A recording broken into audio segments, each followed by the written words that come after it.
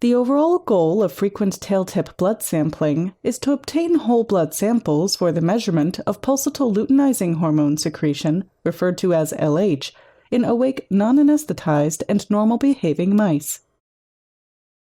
This method can help answer key questions in the field of reproductive neuroendocrinology by providing a reliable protocol to assess luteinizing hormone pulsatile secretion in mice. The main advantage of this technique is that frequent handling and habituation will ensure robust and reliable luteinizing hormone pulse measurements following acute or chronic experimental treatments.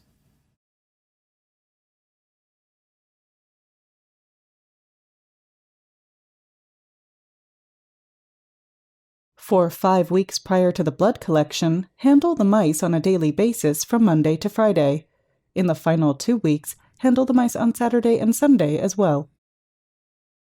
Perform the mouse handling regime in a biosafety cabinet. Remove the first mouse from its cage and place it on a suitable surface within the cabinet. Gently restrain the mouse on this surface by holding the base of its tail. Then, with the other hand, firmly stroke the ventral surface of the tail from the base to the tip. Do this a total of 6 times, and then return the mouse to its cage. This constitutes one handling set.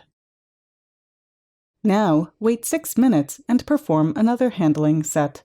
Continuing this pattern with interset intervals, perform 4 handling sets per handling session.